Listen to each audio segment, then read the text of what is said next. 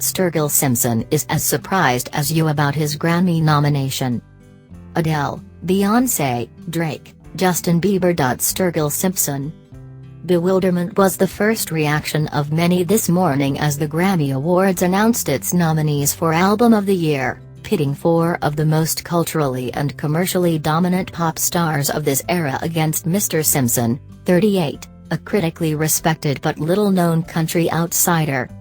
A Sailor's Guide to Earth, his intricate, intense third album and his first on a major label, Atlantic, was a modest success when released in April, but has sold fewer than 200,000 copies, a far cry from Adele's 25 or Drake's Views, both dripping in platinum.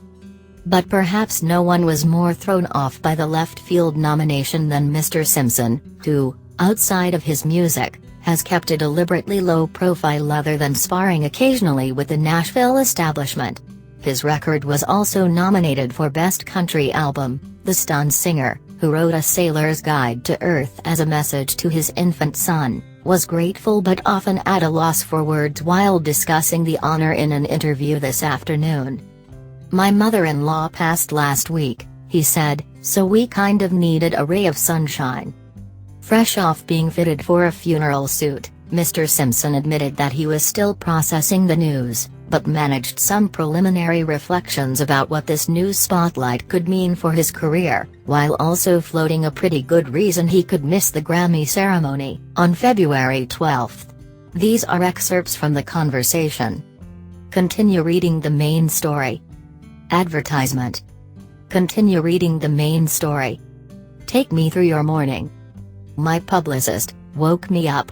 My wife said, "Who the expletive is calling you at 7:30? She told me the news and we just kind of stayed in bed for a while.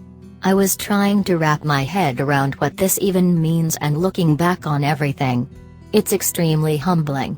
I went downstairs and made pancakes and watched Sesame Street with my son. That was pretty much it." The Grammys are often derided for being out of touch, but this year, the big categories skew younger and more pop. People see your name in there and are already calling you the potential protest vote. How does it feel to be held up as the authentic one among a lot of big pop albums? Man, I haven't even gotten that far. I don't really know how all of it works.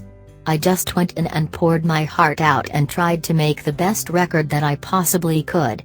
I didn't expect anything like this, ever. I don't really feel like I did this, in a way. Maybe it's a lot of people reacting and showing that art is important. I'm just grateful. I really can't believe it. To be even mentioned in the same breath as all those other artists is a little surreal for someone like me. Are those albums that you've listened to? I loved Lemonade. I thought it was genius. I love the Adele record. I really wish, honestly, and no expletive, I would have liked to see Frank Ocean's Name Where Mine Is. But that's not my place to say. I totally understand his protest. I just thought that record, Blonde, was really groundbreaking. I listened to just about everything except country music, so it's strange. This year you had a dispute with the Academy of Country Music and put your foot down and said you're not going to play the games Nashville wants you to play to be a part of the establishment. What does it mean now that you're representing Nashville on the even larger stage that is the Grammys? I said what I said. I don't really think it has anything to do with whatever this is. I'm not sure what I represent, I just want to make art. If they wanted to recognize me one day, that's great, too. If they don't, it doesn't change how I'm approaching my career at all. This is much bigger than me. This is everything. Just being nominated in that field, I'm trying to maintain some perspective. I'd resigned myself months ago that nothing like this was going to happen and was totally okay with that. My family's healthy, the tour was successful, so this is all just a really unexpected, super positive end to what's been a strange year. I'm not going to second guess it. I certainly don't want to use this opportunity to vent negativity in any way. It's a really good day for me and my band, after a lot of hard work. Now the reward is we get to go do a lot more hard work, And that's a beautiful thing. Has there been any talk of performing at the ceremony? It's way too early for all that. I can tell you that my wife and I have our second child on the way, due any time in the first 2 weeks of February. So this is all a little hairy. But it's also fresh. I would love to be there, but I'm not going to miss a birth for it. Laughs. How do you feel about a child being born in Los Angeles?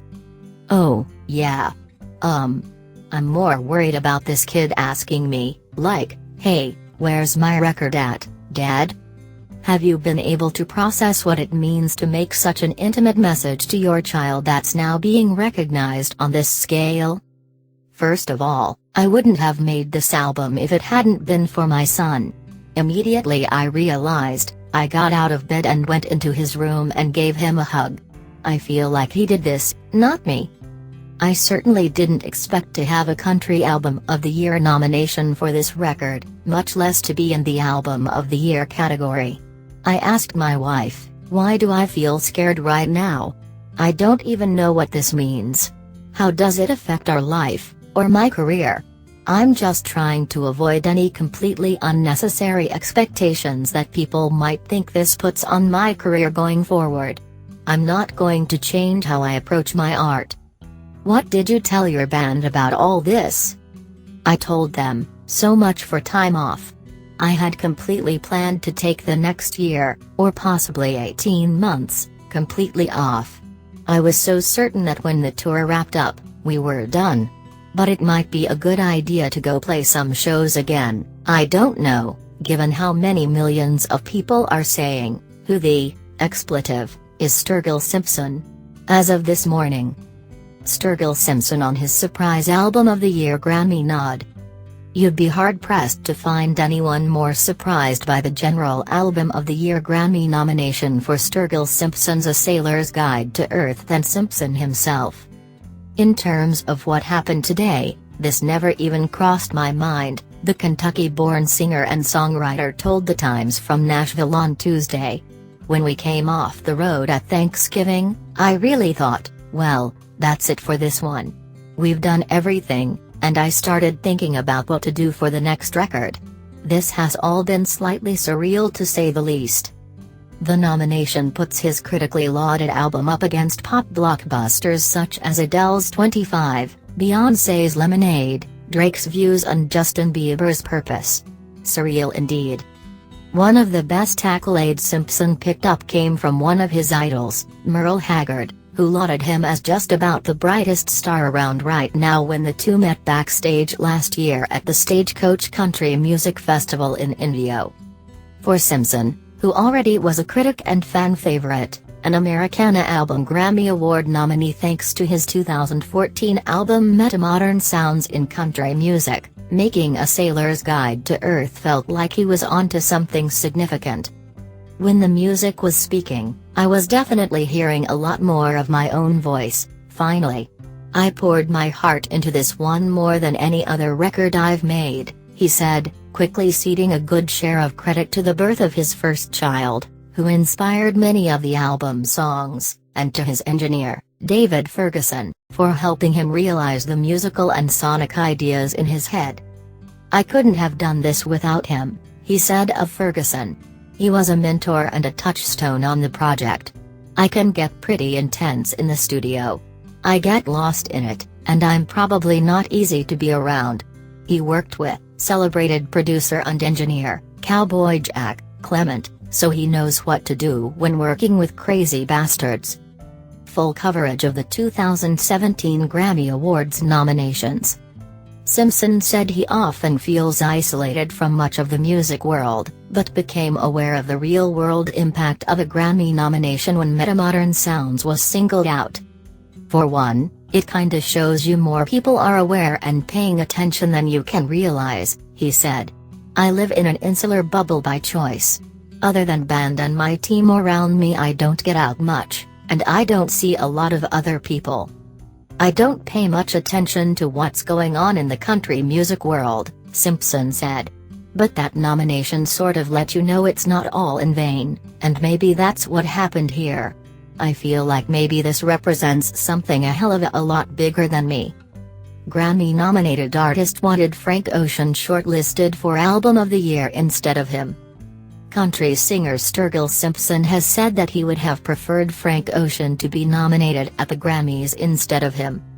The 2017 Grammy nominations were revealed yesterday, and Simpson is a surprise contender for Album of the Year, which pits him up against Adele, Beyoncé, Drake, and Justin Bieber. Frank Ocean's long-awaited new album Blonde, released in August, was ineligible for nomination at the Grammys after the R&B musician failed to file the necessary paperwork for a record to be considered. He later described the institution as dated, arguing that it doesn't seem to be representing very well for people who come from where I come from, and hold down what I hold down. Speaking to the New York Times, Simpson said, "I loved Lemonade. I thought it was genius. I love the Adele record. I really wish, honestly, and no expletive, I would have liked to see Frank Ocean's name where mine is. But that's not my place to say. I totally understand his protest. I just thought that record, Blonde, was really groundbreaking. I listen to just about everything except country music, so it's strange." Describing the moment he found out he was nominated, Simpson said, "My publicist woke me up. My wife said, 'Who the expletive is calling you at 7:30?' She told me the news and we just kind of stayed in bed for a while. I was trying to wrap my head around what this even means and looking back on everything. It's extremely humbling. I went downstairs and made pancakes and watched Sesame Street with my son. That was pretty much it."